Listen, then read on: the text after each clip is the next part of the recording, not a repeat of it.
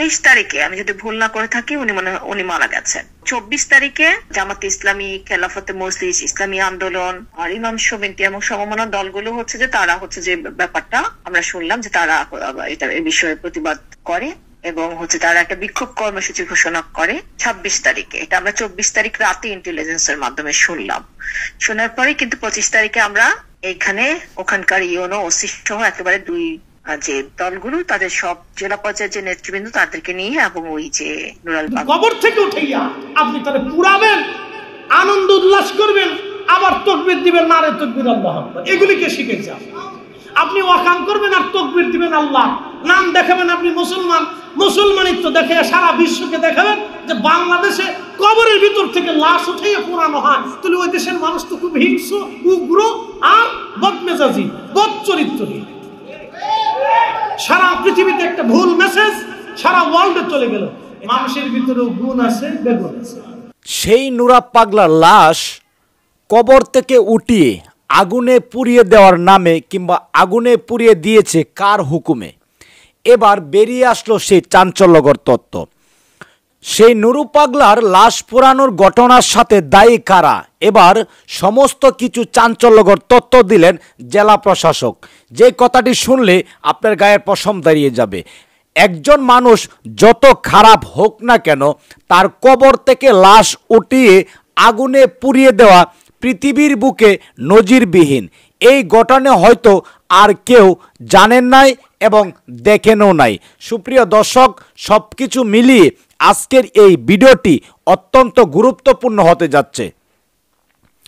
শুধু বাংলাদেশ নয়, সারা বিশ্বের থেকে বদনাম চলে এসেছে বাংলাদেশের মানুষরা, বাংলাদেশের সাধারণ মানুষ যারা আছে মব সৃষ্টি করে তারা মানুষের লাশ পর্যন্ত কবর থেকে উঠিয়ে আগুনে পুড়িয়ে দেয়। এটা বাংলাদেশের জন্য লজ্জা, এটা বাংলাদেশের জন্য লজ্জা। তো দর্শক শ্রোতা, আমরা সেই মূল ভিডিওতে চলে যাব। অবশ্যই যারা ভিডিওটি দেখছেন দয়া করে আপনার সোশ্যাল মিডিয়াতে আজকের এই ভিডিওটি একটু শেয়ার করে দিবেন।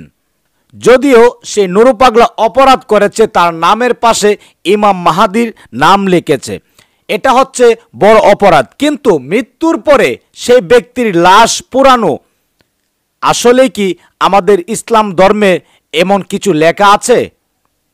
জানা থাকলে অবশ্যই কমেন্টসের মাধ্যমে জানাবেন। তো দর্শক, আমরা বেশি কথা বাড়াবো না, সেই মূল ভিডিওতে চলে যাব। অবশ্যই ভিডিওতে একটি লাইক দিয়ে দেখতে থাকুন সম্পূর্ণ ভিডিওটি।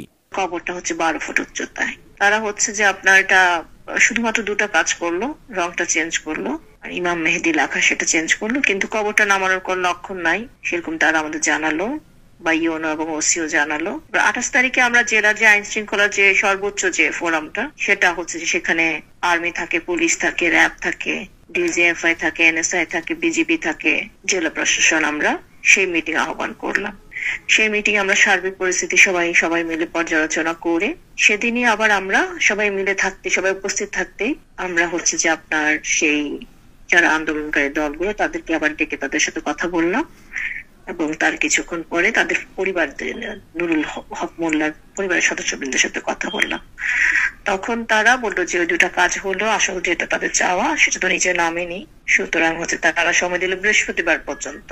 এটা হলে আমরা 28 তারিখে বসলাম, সময় দিল বৃহস্পতিবার, সেটা হচ্ছে 4 তারিখ।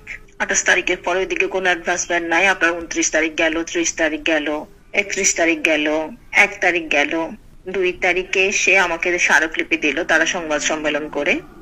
ইন দ্য মিন টাইম অনেকবার হচ্ছে যে তাদের সেই দরবার শরীফে আমাদের যে ইউনো গোয়ালন্দ এবং ওসি গোয়ালন্দ তারা কিন্তু গেছে, তাদেরকে বোঝানোর চেষ্টা করছে যে জিনিসটা যেটা করা দরকার তাদেরকে করতে হবে। তো তারা আসলে প্রচন্ড কালক্ষেপণ করছিল এবং তারা কিন্তু কাজটা করছিল না। 2 তারিখে যখন আমাকে স্মারকলিপি দিল, আমরা বললাম যে আমরা কাজটা করছি, তাদেরকে নামানোর জন্য বলছি আমরা, তারা আমাদের আসলে কাজটা করছে না। তারা বিভিন্ন রকম এটা সেটা বিভিন্ন অজুহাত দেখাচ্ছে, এটা সেটা বিভিন্ন রকম। স্মারকলিপিটা দিল বুধবারে, নাকি যেন মঙ্গল বুধবারে একবার হবে। বুধবারে তার ওয়াইফ আসলো আমার এখানে, উনি আমাকে বিভিন্ন ভাবে কাকুতি মিনতি করে বললো যে আরো যেন কয়েকটা দিন দেওয়া হয়, ওনারা ভক্তদের সাথে এখনো আলাপ করা লাগবে বা এগুলো। আমি বললাম যে আপনি এখনই যান, এই আপনারা এটা বাস্তবায়ন করেন খবর নামানোটা। এটা বুধবার বিকেলের দিকে, বুধবার সন্ধ্যা থেকে তারা নামানো শুরু করলো, কিন্তু কাজের গতি অত্যন্ত মন্থর, খুবই আস্তে আস্তে আস্তে। বৃহস্পতিবার শেষ বিকেলে এসে আমাকে 4টা দল তারা এসে বললো যে তারা শুক্রবার একটু করবে, তারা সমাবেশ করবে। তো আমি বললাম যে এটা সমাবেশ করার জন্য আমি নিষেধ করলাম যে না, আপনারা এটা করেন না। ওনারা তো একটু কাজ শুরু করেছে কিছুটা, যদিও শেষ করেনি, কিন্তু ওনারা বললো যে না স্যার, কোনো সমস্যা নাই, কাজটা যে শুরু হয়েছে আমরা আমাদের সমর্থকদের জানাবো, এবং আইন শৃঙ্খলা পরিস্থিতি হচ্ছে, কোনো ধরনের সমস্যা হবে না, শুধুমাত্র আমাদের সমর্থকরা শান্তিপূর্ণভাবে সমাবেশ করবে এবং আমরা তাদের এই কাজের অগ্রগতি জানাবো। এইভাবে তারা আমাকে কমিটমেন্ট দিল। তারপর তো শুক্রবারে ঘটনা তো আপনারা অবগত। স্বাভাবিকভাবে আমার কাছে যেটা মনে হয়েছে যে ওই পরিবারটা, নুরুল হক মোল্লার পরিবারটা চরম তাদের অনমনীয় মনোভাব, এবং তারা কালক্ষেপণ করে এই জিনিসটা সময় নেওয়ার কারণে এটা অত্যন্ত জটিল থেকে জটিলতর হয়েছে। তারা বুঝতেই পারে নাই যে ঘটনার যে কনসিকুয়েন্সেস এরকম, তারা বুঝতেই চায়নি। তাদেরকে বারবার আমরা স্মরণ করে দিয়েছি যে মানুষটা মারা গেছে, তার প্রতি সম্মান এবং শ্রদ্ধা রেখে যে যেন কোনোভাবে কোনো ধরনের খারাপ কিছু না হয় সেজন্য যেন তারা ব্যবস্থা গ্রহণ করে। আর যে নেতৃবৃন্দ যারা ছিল, তারা আসলে কর্মীদের উপর তাদের কোনো কন্ট্রোল নাই, সেটা আমরা দেখলাম, কিন্তু তারা কন্ট্রোল নাই, কিন্তু তারা সমাবেশের আয়োজন করলো। এই দুই পক্ষের ঘটনাটাকে আসলে আমার মনে করি যে ঘটনার জন্য তারা দায়ী আর কি। বাদশা একটা দরবার শরীফে একজন ইউনো, একজন ওসি, কিন্তু এতবার যাওয়া লাগে না। তাদেরকে আপনার পুরো মানসিক ভাবে চাপ দেওয়া হয়েছে যেন তারা কাজটা করে। এটা তো ধরেন যে ঘটনা আপনার কনফিউশন থাকে, সেক্ষেত্রে এটা তো একেবারে ওপেন লিবালকের মতো যে ঘটনাটা ঘটেছে। আপনারা সবাই অনলাইনের কারণে সবাই এটা দেখছেন। এটা পুলিশ অলরেডি মামলা দায়ের করেছে, র্যাব, ডিজিএফআই, এনএসআই সবাই ফিল্ডে এখন অ্যাক্টিভ। আমরাও নির্বাহী ম্যাজিস্ট্রেটকে দায়িত্ব দিয়েছি। সার্বিক আইন শৃঙ্খলা পরিস্থিতি আমরা সবাই মনিটরিং এর মধ্যে রাখছি।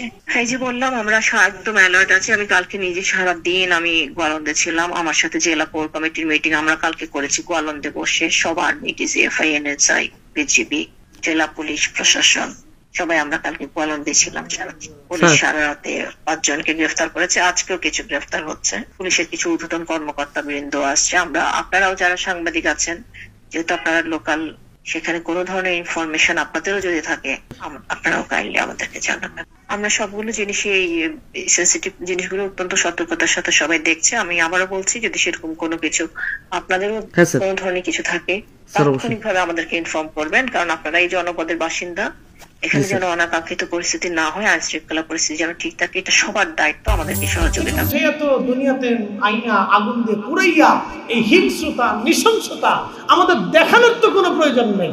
এটা কি ধরনের ইসলাম আমি বুঝলাম না। এটা কে শেখায়, কারা শিখে এগুলো আমি বুঝি না। আপনি অন্য কোথাও নিয়ে যান, তাকে অন্য কোথাও আপনি পানির ভিতরে, মাটির ভিতরে দাফন করে দেন, অসুবিধা। কিন্তু কবর থেকে উঠাইয়া আপনি তাহলে পুরাবেন, আনন্দ উল্লাস করবেন, আবার তাকবীর দিবেন, নারে তাকবীর আল্লাহু আকবার। এগুলিকে শিখেছে। আপনি ওয়াকাম করবেন আর তাকবীর দিবেন, আল্লাহ নাম দেখাবেন, আপনি মুসলমান, মুসলমানিত্ব দেখে সারা বিশ্বকে দেখাবেন যে বাংলাদেশে কবরের ভিতর থেকে লাশ উঠিয়ে পোড়ানো হয়। তাহলে ওই দেশের মানুষ তো খুব হিংস্র, উগ্র আর বদমেজাজি, বদচরিত্রহীন। সারা পৃথিবীতে একটা ভুল মেসেজ সারা ওয়ার্ল্ডে চলে গেল। এটা আগামী 10 বছরের জন্য আমাদের জন্য ক্ষতি আসবে, ভালো কিছু আসবে না। কি কথা কন না কেন? কি আসবে? ক্ষতি আসবে, ভালো কিছু আশা করা যায় না তো, অনেক ক্ষতি আসবে। এগুলি কে শিখেছে? আমার দিকে তাকান তো, ফেরাউনের চাইতে বড় কাফের কেউ আছে না? একসাথে বলেন, জোরে বলেন। ফেরাউনের চাইতে বড় কাফের কেউ আছে? ফেরাউনের লাশ কি পচছে? ফেরাউনের লাশ অক্ষত রাখছে কে? কেন রাখছে? হ্যাঁ, জোরে জোরে বলেন।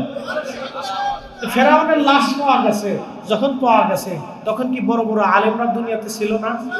বড় বড় ইমামরা ছিল না? মুহাদ্দিসরা ছিল না? তখন মুসলিম খেলাফত ছিল না? মুসলমান আমিররা ছিল না? ওর লাশ তো পুরাইল না, ওর লাশ তো পুরাইল না। আবু জেহেলের কবর থেকে উঠাইয়া তার হাড্ডি গুড্ডি তো কেউ পুরাইল না। আল্লাহ রাসূলকে যে পরিমাণে কষ্ট দিছে, কোন সাহাবী তো তার লাশ পুরাইল না।